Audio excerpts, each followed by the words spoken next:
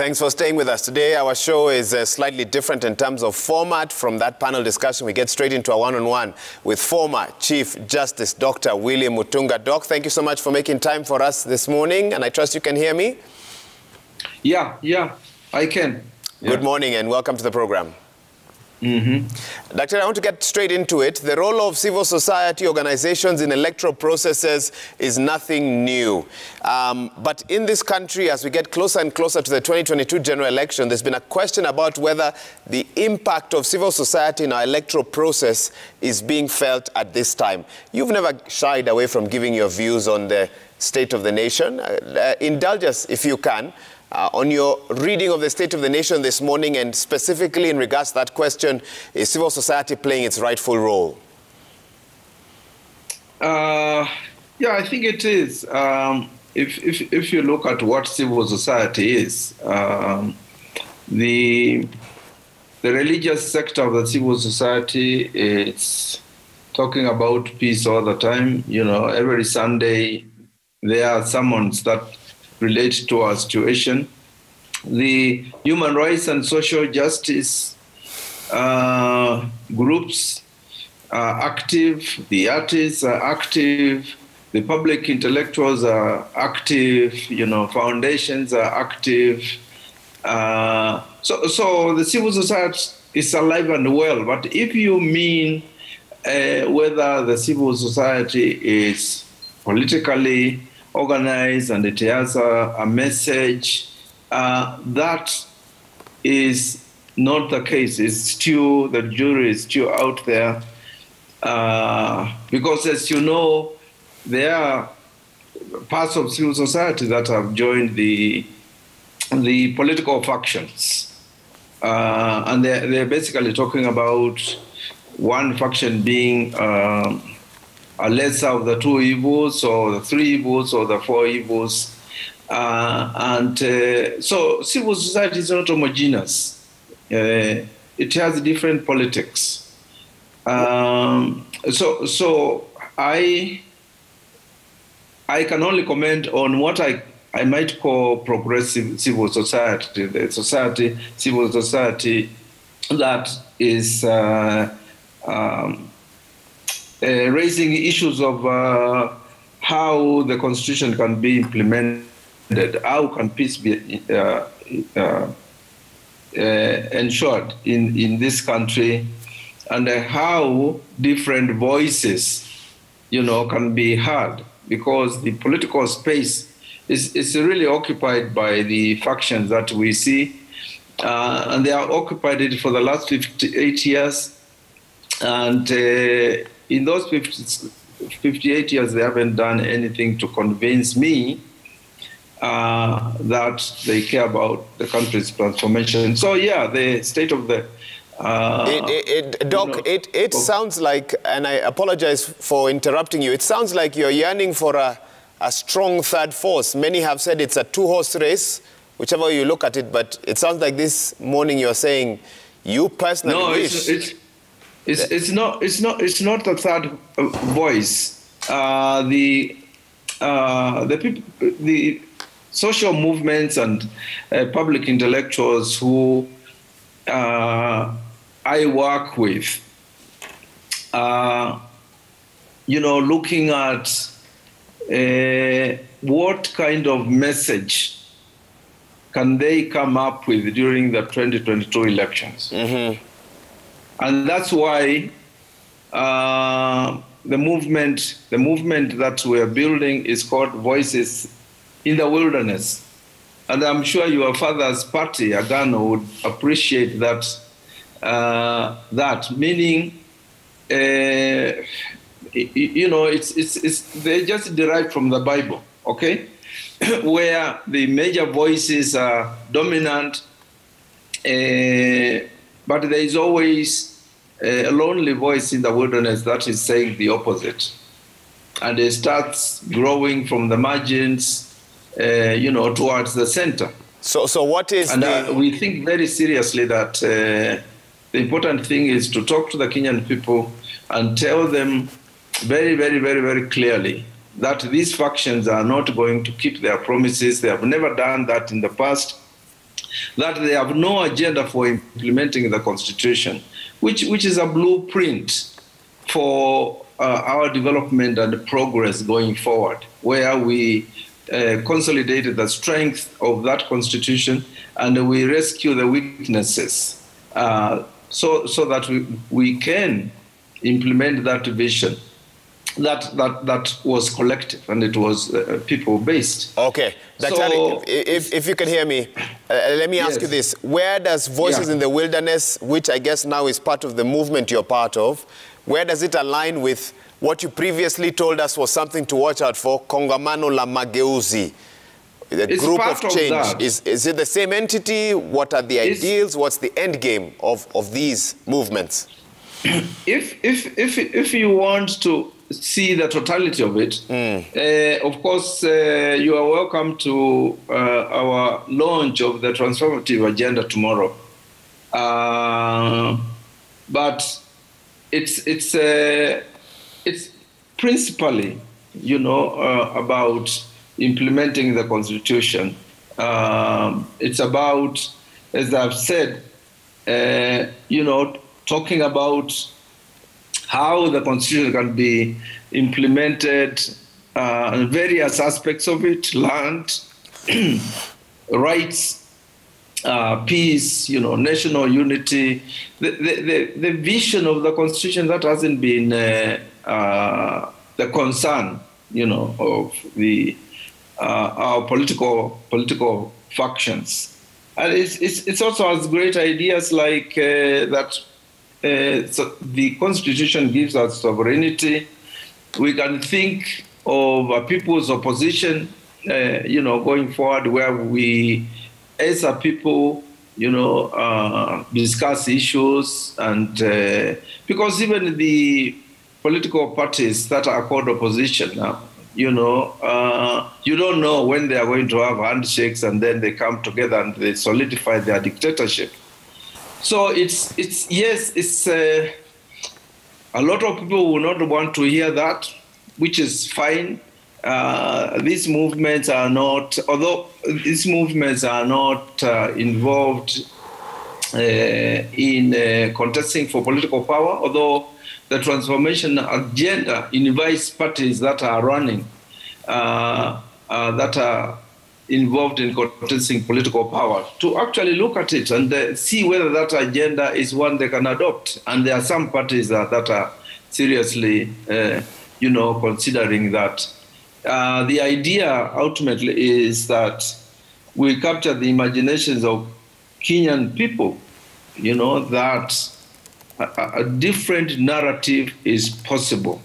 So I would just call it that, just a lone voice in the wilderness. So what form or shape could this lone voice take, and what role will you, Dr. Willy Mutunga, specifically play in that voice? Are you its team leader?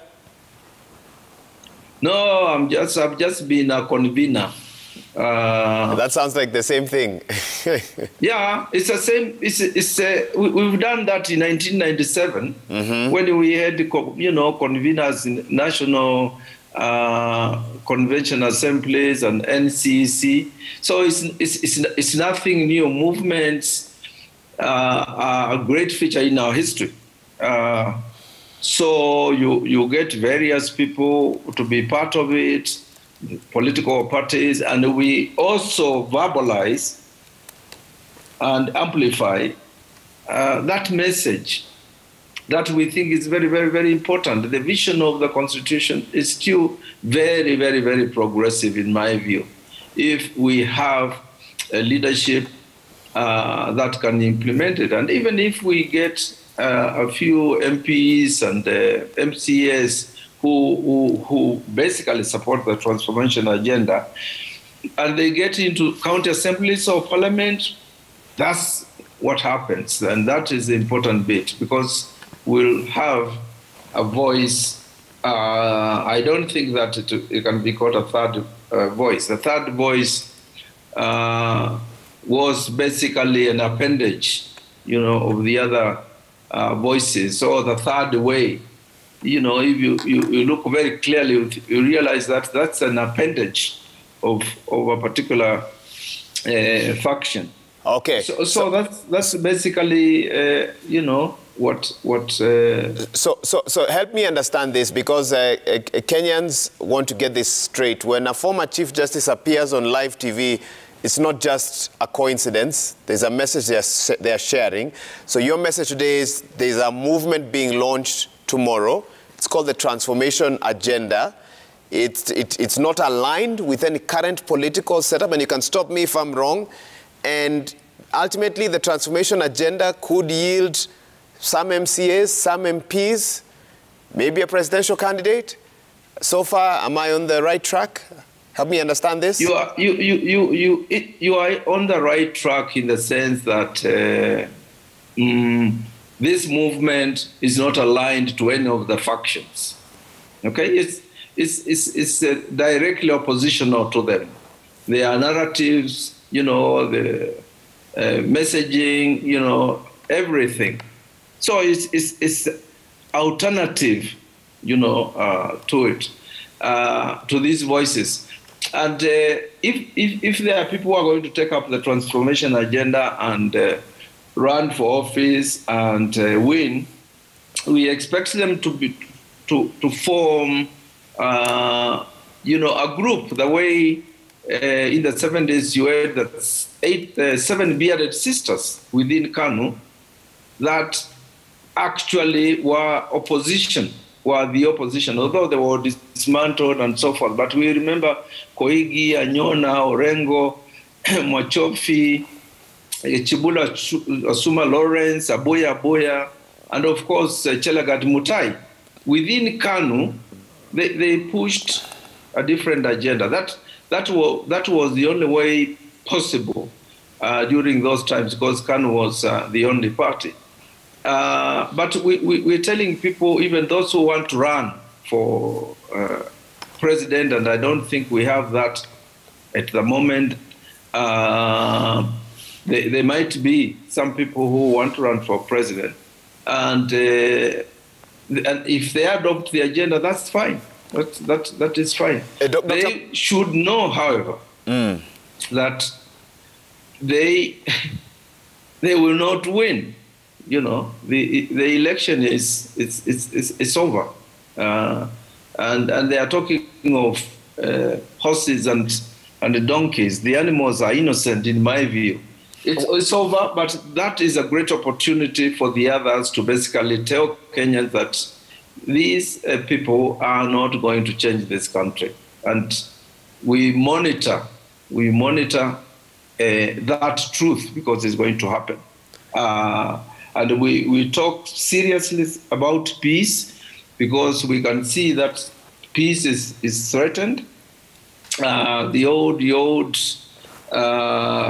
violent elections, and you know, so that's what it is. And for me, it's just convening forces that will give a message that the Kenyans probably don't want to hear now. Okay. Because they are committed to politics of division. They are committed to ethnic politics. They think their barons are God sent and they are saviors, and that they will give them what they promise. We just want to tell them, just like the prophets of old, this is not going to happen. Doc, if you can hear me, you know, in your statement, and there were some interesting things that you said there. You at some point you mentioned the election is over. I'm trying to understand the context. What did you mean by that? Well, I mean, that's what that's one of the I think the women's rep from Baringo was right. She said that there will just be a two-horse race. The two factions, the hustlers and of course the Azimio. Oka, in my view, they just going to join one of the two factions. So they become a third faction. You know, if you remember in 2007, We had Raila, we had Kibaki and Kalonzo saying that he was going to just walk between them and win the election. When you hear the talk about projects, that's what OCA is. You know, it's just, in my humble opinion, is angling for playing that role, which is always a dangerous role because it makes elections pretty close and it allows, you know, rigging of the election. Okay, it allows that. And that's what 2007 was about. And it can be repeated. In any case, you know, free, fair, and credible elections. Will IEBC give us that? You know, aren't we expecting just artificial intelligence to be involved and public relations, whatever? And the deep state maybe, you know, they keep on mentioning all this stuff. So that's what I've said. I've said the factions, they've occupied the political space, so one of the factions is going to win. And the losing one, you know, if there is a threat of peace, the foreign interests, as they did with the handshake, the Germans, the British, the Americans, they will just tell them, have another handshake. And so we should expect Ruto and the Raila to have a handshake, consolidate their dictatorship. And that's why the issues of people's opposition is important. Okay. Because you know, political movements take time. As much as you say what you say about those in the running, they've been doing this for a long time. You're launching this Voice in the Wilderness 150 days or so to the next election. Is there really time to be impactful? These movements have been alive. It's not that they are being launched tomorrow. You know, they have been there. It's just a question of consolidation and looking at the state of the nation and basically it's telling people that, look,